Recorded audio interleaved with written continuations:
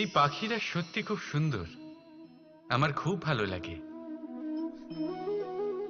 আপনি নিশ্চয়ই শুনে থাকবেন যে কিছু পাখির কাছে ডানা অবশ্যই থাকে, কিন্তু উড়তে পারে না। তারা চায় উঁচু আকাশে উড়ে বেড়াতে এবং মেঘেদের সাথে কথা বলতে, করতেই পারে না।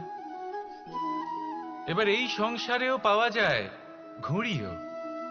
এদের মধ্যে না জীবন আছে, না প্রাণ আছে, আর না আছে ডানা, কিন্তু এরা আকাশের সাথে কথা বলে, হাওয়ার বেগের সাথে কথা বলে, আনন্দ করে, উৎফুল্ল হয়ে ওঠে, আকাশে জীবনের কিছু মুহূর্ত কাটায়। তার কারণ কি হতে পারে? কারণ হলো সুতো।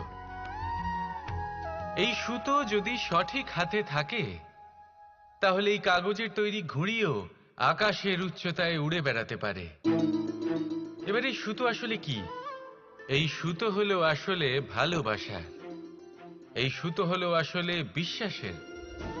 আর এটা আপনি দিয়ে থাকেন তাদের হাতে যাদের আপনি বিশ্বাস করেন, যাদের আপনি নিজের সর্বস্ব দিয়ে দেন। ভেবে দেখুন, এই ভালোবাসা আর বিশ্বাসের সুতো আপনি যদি সঠিক মানুষের হাতে দিয়ে দেন, তাহলে আপনি অনেক উচ্চতায় উঠতে পারবেন, আকাশের উচ্চতায় উড়ে বেড়াতে পারবেন, মেঘের সাথে কথা বলতে পারবেন, পাখিদের মতো উড়তে পারবেন, যা ইচ্ছে তাই করতে পারবেন।